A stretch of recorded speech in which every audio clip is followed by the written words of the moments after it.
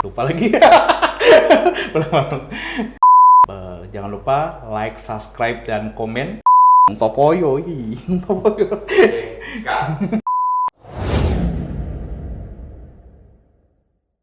Assalamualaikum warahmatullahi wabarakatuh. Salam sejahtera untuk kita semua.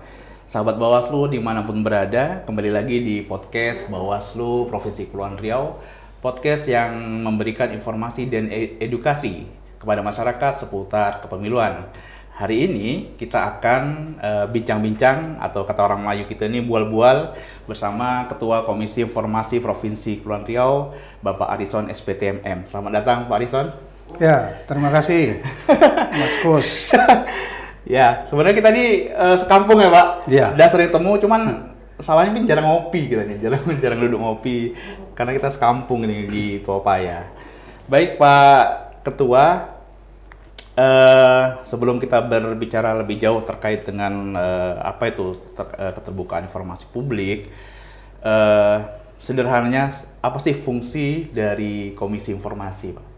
Iya, baik, sahabat Bawaslu dan teman-teman sekalian yang mendengarkan podcast ini, saya mengawali pertanyaan dari host tadi, Mas Kus.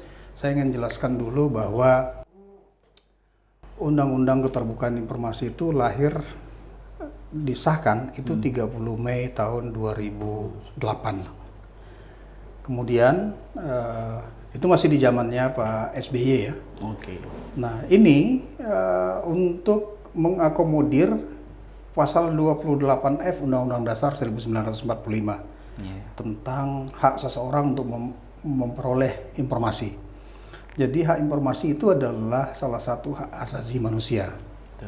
Dan ini juga merupakan salah satu buah pemikiran munculnya reformasi, di mana pada masa lalu tuntutan para reformis saat itu adalah adanya transparansi.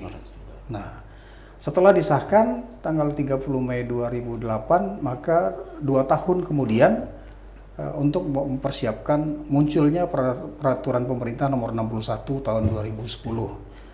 Mulailah dibentuk dengan Komisi Informasi. Nah, tugas utama Komisi Informasi itu sebenarnya hanya ada 2. Yang pertama itu adalah menyelesaikan sengketa informasi. Nah, sengketa informasi itu menurut undang-undang dan peraturan Komisi Informasi itu dapat diajukan oleh perseorangan maupun kelompok masyarakat. Nah, jadi tentu untuk sampai kepada permohonan sengketa informasi ke Komisi Informasi, ada tahapan-tahapan yang harus dilalui oleh masyarakat ataupun kelompok-kelompok masyarakat di setiap badan publik.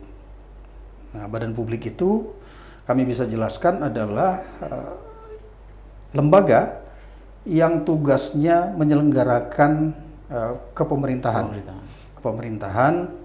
atau lembaga yang ditugasi menyelenggarakan suatu tugas tertentu oleh negara, ya di mana anggarannya sebagian atau seluruhnya menggunakan dana APBN atau APBD atau sumbangan dari masyarakat dan luar negeri. Jadi tidak semua lembaga itu adalah badan publik. Jadi kuncinya adalah badan publik itu adalah yang menggunakan anggaran negara baik sebagian maupun seluruhnya atau APBD dalam pelaksanaan operasional lembaga tersebut. Nah, ini yang harus dipahami. Nah, kemudian di 2010 itu muncul juga di peraturan pemerintah itu adalah tentang standar layanan informasi. Nah, pembentukan PPID ada di sana. Iya, benar. Nah, apa fungsinya PPID?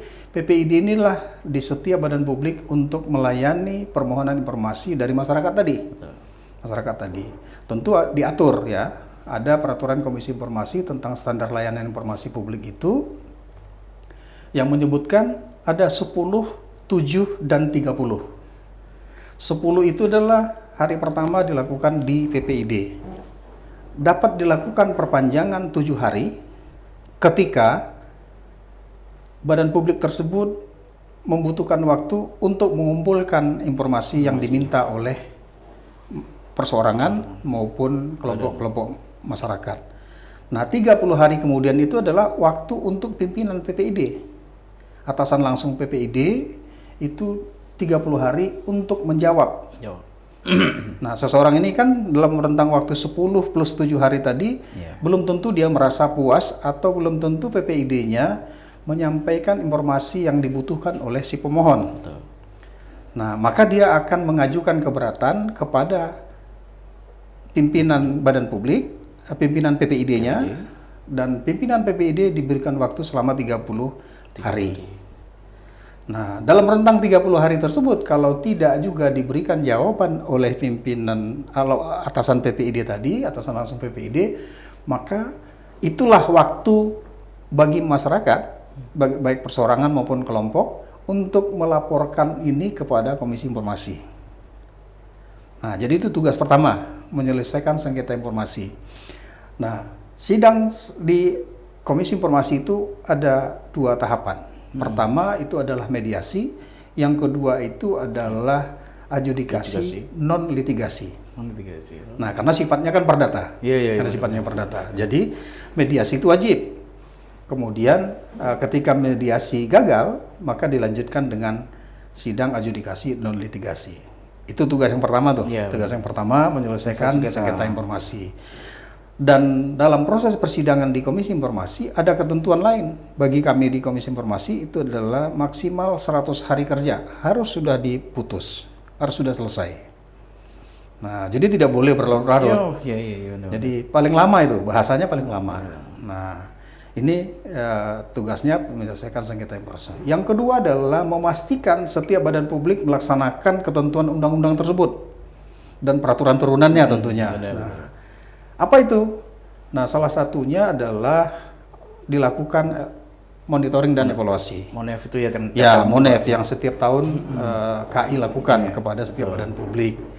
Nah, itu adalah upaya KI untuk memastikan badan publik itu melaksanakan undang-undang tersebut atau tidak. Nah, terlepas misalnya dia akan bisa informatif atau tidak, itu kan penilaian baik melalui administrasi maupun melalui verifikasi faktual. Nah, jadi ada 2, itu tugasnya, menyelesaikan sengketa informasi, dan yang kedua memastikan setiap badan publik melaksanakan undang-undang keterbukaan informasi tersebut. Kalau berbicara tadi soal sidang Pak Ketua, kalau kita misal itu terbuka untuk umum ya Pak Ketua? Ya. Dan seandainya lah saya ingin mengikuti sidang walaupun tak ada hubungan, itu bisa Pak Ketua? Bisa. Ya? Bisa. Izin dulu lah ya. Ya, di setiap awal persidangan majelis komisioner yang menyidangkan itu pasti menyebutkan sidang dibuka dan terbuka untuk umum. Nah, baru diketok palu, tok 3 kali ya. Nah, jadi siapa saja boleh ikut. Nah, paling kalau di front office kami paling itu mengisi buku tamu. Tidak ada kewajiban menunjukkan KTP dan segala macam, apa kepentingannya tidak ada. Karena kita nak tahu juga nih Pak Ketua kan untuk mengikuti persidangan di Komisi Informasi. Baik Ketua, ini kalau menurut Ketua, mengapa transparansi informasi itu penting bagi badan publik Ketua? Ya, transparansi itu sangat penting. Sangat penting. Transparansi itu kalau saya menyebutnya itu adalah front office-nya setiap lembaga. Apalagi di zaman sekarang ini, semakin kita terbuka, maka sebenarnya semakin aman setiap kebijakan yang diambil oleh badan publik. Betul. Nah, jadi transparansi yang dimaksudkan itu adalah mulai dari awal perencanaan, pelaksanaan, sampai dengan pertanggungjawaban. Jadi tidak hanya transparannya itu di akhirnya saja, tapi harus diawali dari proses perencanaan. Kegiatan apa, kebijakan apa, program kerja apa yang dilakukan oleh satu badan publik. Tentu kegiatan-kegiatan atau program-program kerja yang dilakukan oleh setiap badan publik, instansi pemerintah maupun instansi lainnya yang menggunakan anggaran negara atau anggaran daerah, itu dampaknya adalah, efeknya itu adalah ke masyarakat, baik secara langsung maupun tidak langsung. Nah, secara langsung bisa saja, misalnya contoh pembangunan fisik, pembangunan yang mengakibatkan tiba-tiba di satu daerah banjir karena masyarakat tidak pernah diberitahu.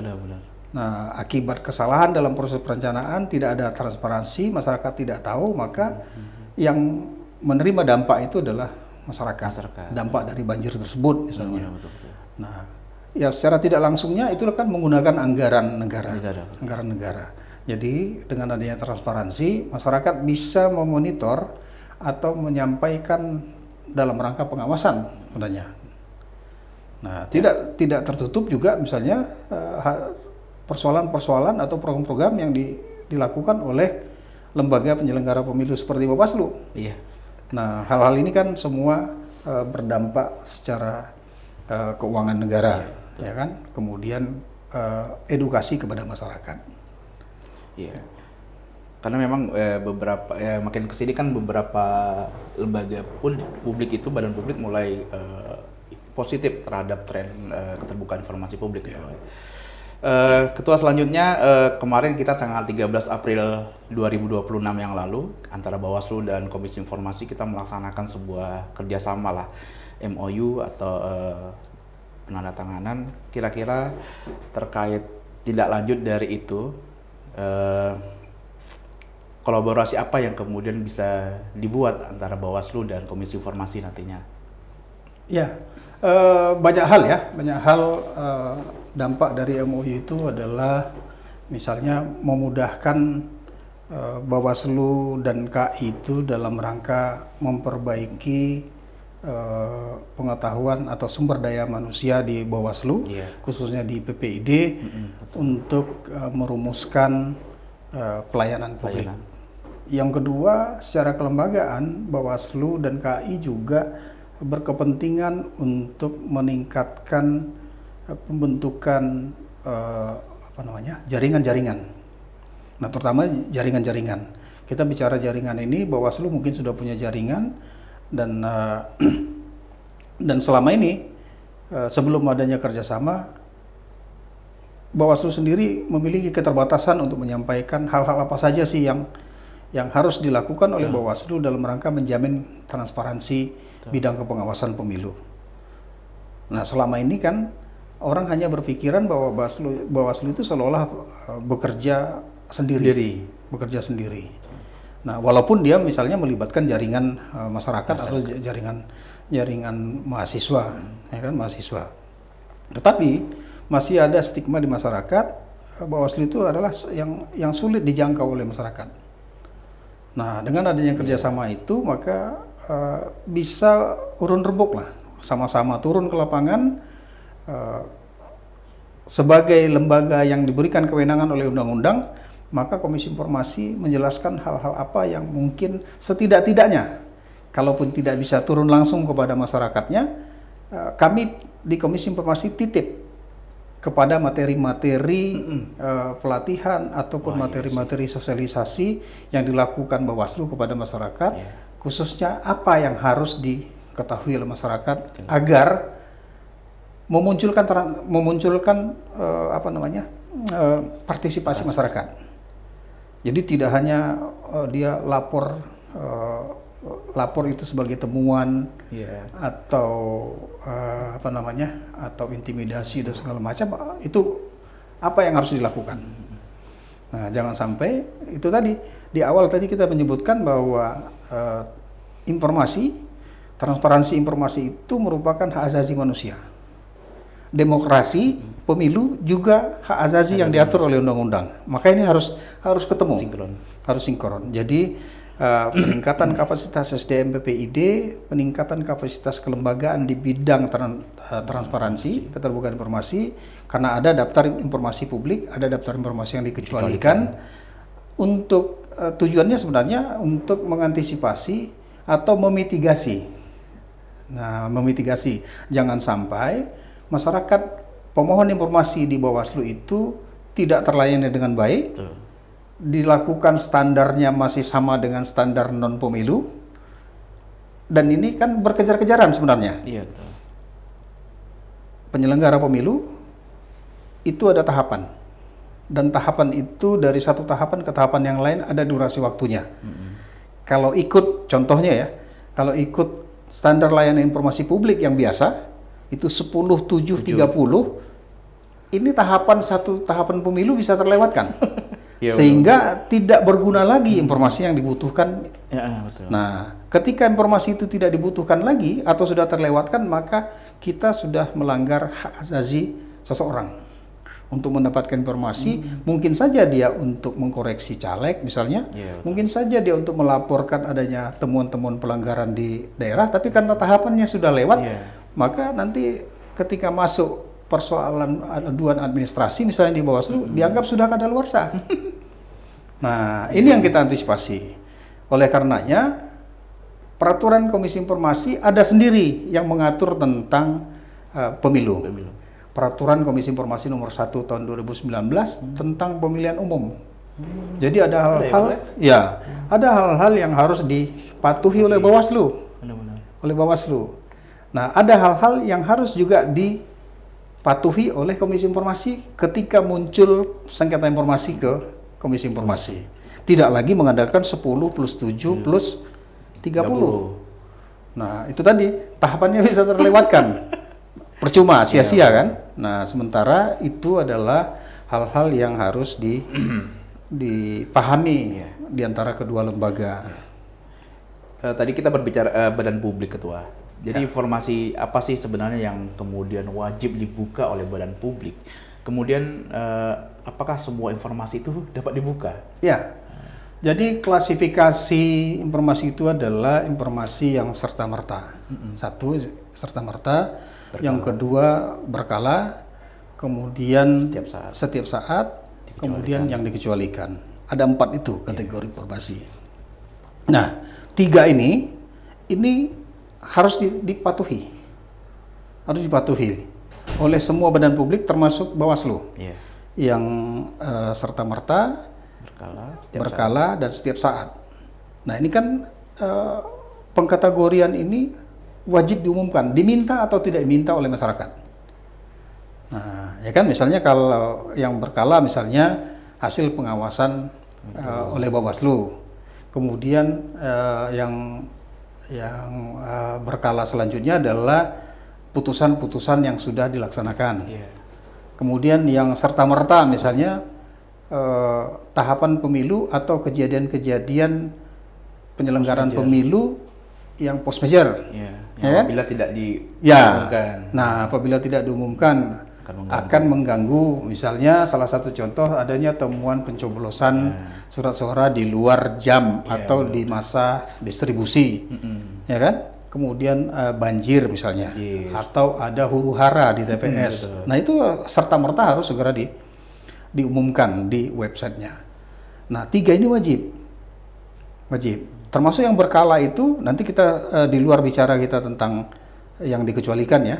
Yang dikecualikan itu biasanya putusan-putusan yang sedang berlangsung, ya kan? Pokok-pokok substansi dari permasalahan itu tidak boleh dibuka dulu sebelum adanya putusan. Kemudian laporan-laporan keuangan yang belum dilakukan audit oleh auditor yang diatur oleh perundang-undangan. Nah, 3 ini wajib. Yang ini juga ketika sudah dilakukan audit keuangan, maka itu wajib itu menjadi yang berkala. Maka secara otomatis dia berkala. Nah, hal-hal lainnya akan dia dikecualikan, misalnya riwayat kesehatan komisioner, riwayat kesehatan ASN atau tenaga administrasi, itu harus tetap dalam kondisi yang dikecualikan. Nah, itu wajib. Nah, kalau tidak, ini ada sanksi hukumnya. Nah, pasal 52 sampai 58, ya pasal 52 sampai dengan pasal 58 Undang-Undang 14 tahun 2008 itu mengatur tentang sanksi. Walaupun sanksinya ringan-ringan saja bagi orang, ya kan, bagi orang, tetapi dampak daripada itu bagi satu lembaga adalah menurunnya tingkat kepercayaan masyarakat. Kalau dihitung-hitung di situ kan hanya ada 5 juta, ya kan, 5 juta ya. Mungkin urunan satu kantor bisa, tetapi trust. Nah, Bawaslu termasuk salah satu lembaga yang mengandalkan trust. Nah, ketika kepercayaan masyarakat muncul kepada lembaga Bawaslu, maka itu adalah sebenarnya pemilu yang baik, ya kan? Selain yang lain-lain ya, itu salah satunya kepercayaan masyarakat. Itu Mas Gus. Siap. Ya. Tadi Ketua di awal juga menyinggung terkait dengan sengketa informasi lah. Ya. Sedikit mungkin jika ada kasus lah. Jika ada masyarakat yang merasa tidak puas misalnya dengan akses informasi, contoh lah misalnya terkait dengan data pemilu di Bawaslu. Bagaimana kemudian alur penyelesaian sengketa di KI Informasi? Ya, ketika sudah sampai di Komisi Informasi, maka perlakuannya tidak sama dengan standar layanan informasi publik yang biasa. Kalau yang itu tadi kan harus 100 hari, ya kan? 7, 10, 30. Itu di sini, di awal. Kalau di KI itu kan 100 hari tadi 100 berlaku. Hari. Harus selesai. Paling lama harus selesai. Paling lama harus selesai. Maka peraturan Komisi Informasi nomor 1 tahun 2019 itu Komisi Informasi harus memperhatikan tahapan tadi. Jadi majelis komisioner juga harus menguasai tahapan-tahapan pemilu. Nah, tidak bisa lagi misalnya harus 3 hari kemudian baru sidang. Kalau perlu hari ini dilaporkan, besok sudah disidangkan. Nah, itu dalam rangka upaya menjamin Komisi Informasi menjamin agar jangan sampai 100 hari tadi itu menghambat permohonan informasi yang menjadi percuma. Nah, peraturan Komisi Informasi tahun 2019 juga mengisyaratkan kepada Bawaslu dalam rangka penyelesaian sengketa administrasi maupun etika bagi DKPP dan seterusnya, itu juga harus memastikan tidak melampaui tahapan yang ditetapkan. Nah, coba bayangkan kalau sengketa administrasi, kalau masih ingat berapa? 14 hari ya? 14 hari ternyata untuk daftar calon sementara misalnya, itu tepat 14 hari. Tapi calonnya kan ada masyarakat yang melaporkan ini, menggugat ini bahwa ini ada calonnya misalnya pernah terpidana, itu kan menjadi percuma karena sudah kadaluarsa. Nah, itulah yang diatur secara spesifik oleh peraturan Komisi Informasi nomor 1 tahun 2019. Itu. Siap, Ketua. Juga ini terkait dengan data informasi yang dikecualikan. Tadi ada 4 kan, berkala, serta-merta, sama setiap saat, kemudian dikecualikan. Dalam konteks pengawasan pemilu, seringkali ada data yang bersifat sensitif lah, atau seperti hasil investigasi yang kemudian masih berjalan. Bagaimana kemudian Komisi Informasi memandang batasan antara hak tahu dan informasi yang dikecualikan? Ya, kembali lagi ke tadi. Putusan harus dibuat sependek mungkin. Nah, ketika itu masa investigasinya yang harus diupayakan semaksimal mungkin. Apa upaya-upaya yang bisa dilakukan oleh Bawaslu dalam proses persidangan itu? Nah, untuk menjamin tadi kan ada nih yang kita jamin nih 14 hari harus selesai nih. Karena hari ke-15 harus ada tahapan yang baru. Nah, sebelum 14 hari sudah diselesaikan. Maka kalau perlu sidangnya maraton.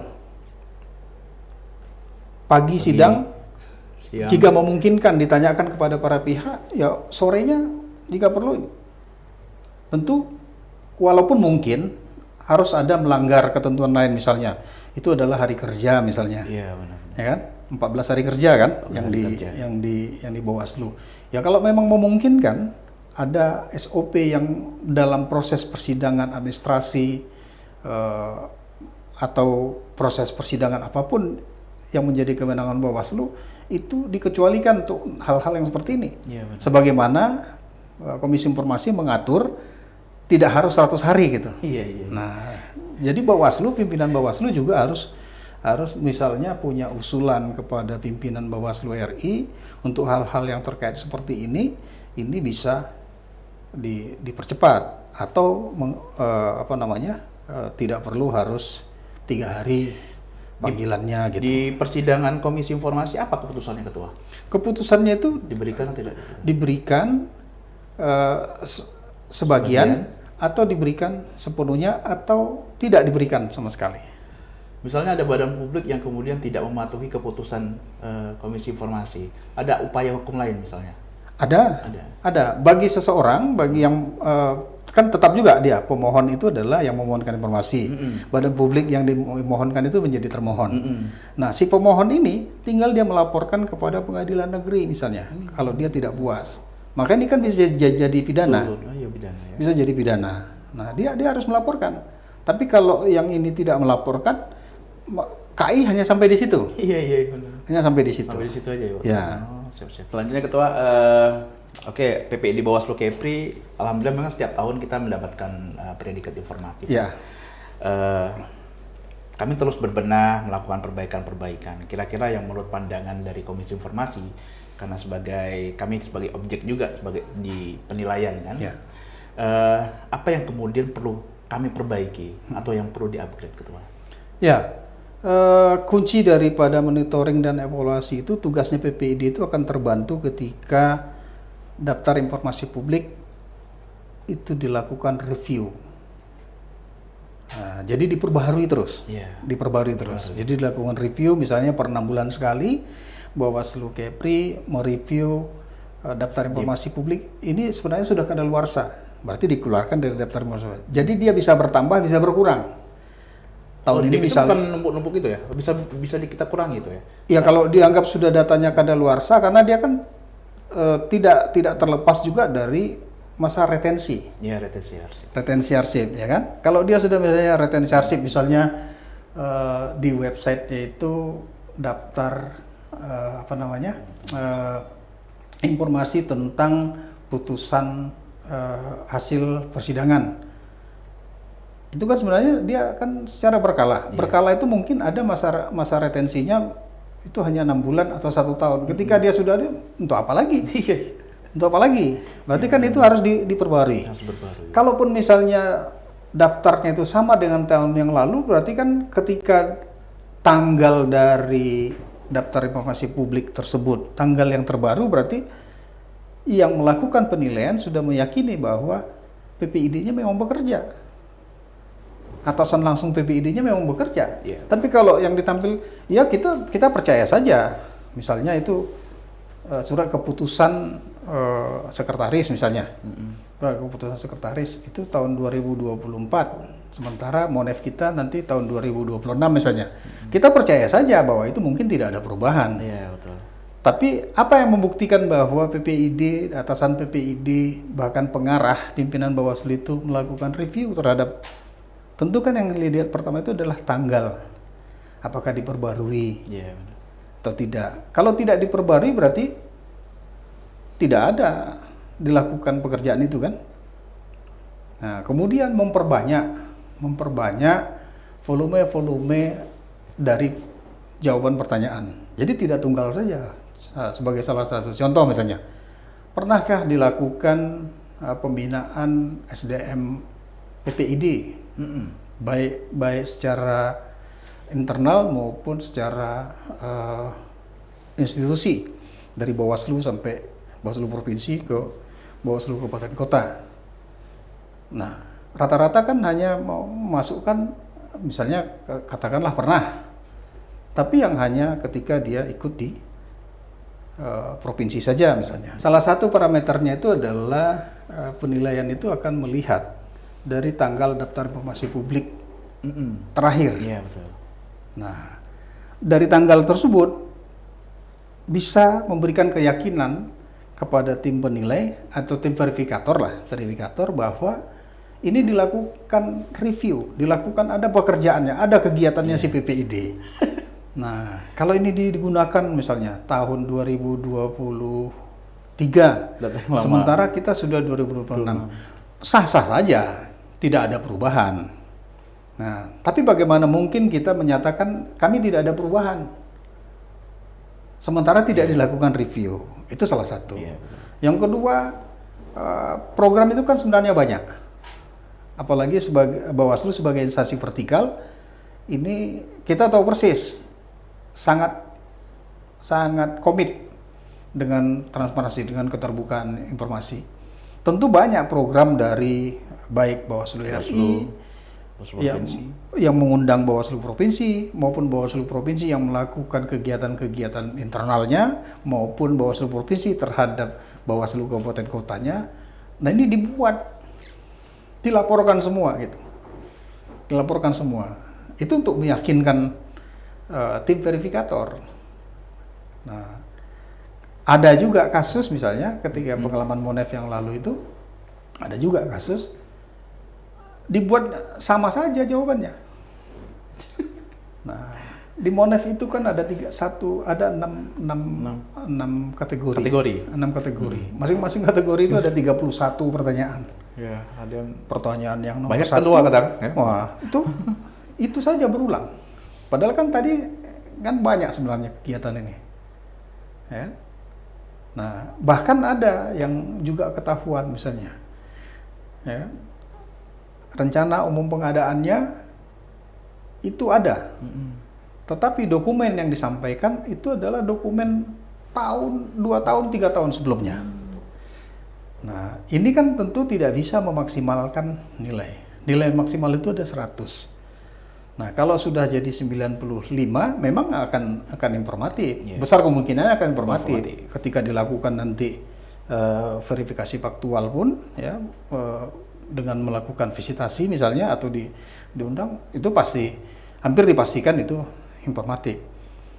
Tetapi tidak bisa mencapai 100 misalnya. Yeah, nah, apakah mau bertahan 92 atau 95? Nah, itu yang terjadi.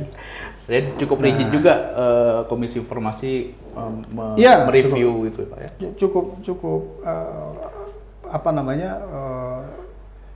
kami sampaikan kepada itu kan yang melakukan tim verifikator ya, tim verifikator.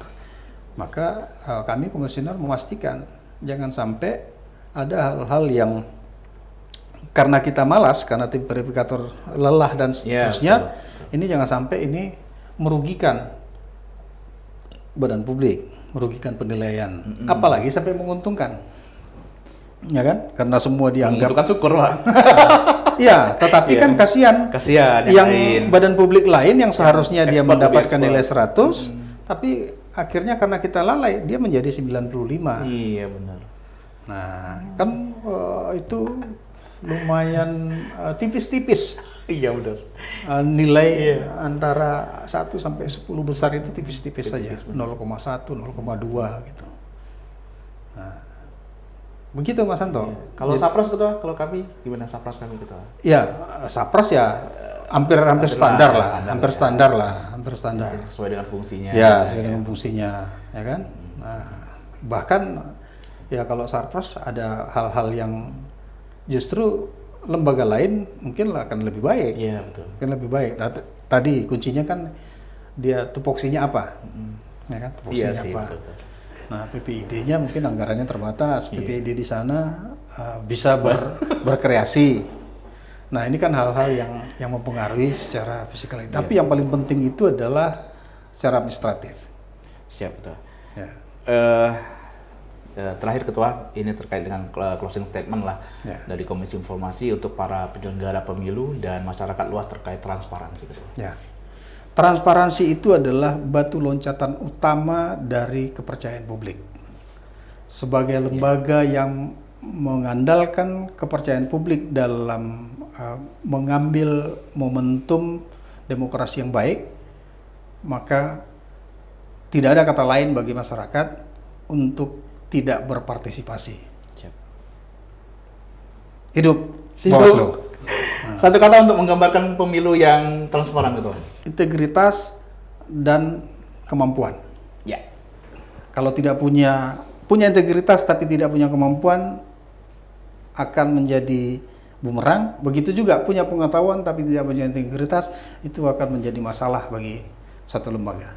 Siap. Terima kasih Ketua bincang-bincang kita sama-sama, di podcast Bawaslu Kepri, sahabat Bawaslu. Demikianlah bincang-bincang kami dengan Ketua Komisi Informasi. Semoga bincang-bincang kita memberikan manfaat yang luas bagi masyarakat. Jangan lupa like, subscribe, dan komen channel YouTube Bawaslu Kepri. Ini ada sedikit pantun sedikit lah ya. Pulau penyengat warisan Melayu sudah ada sejak dahulu. Bersama rakyat awasi pemilu, bersama Bawaslu tegakkan keadilan pemilu. Assalamualaikum warahmatullahi wabarakatuh.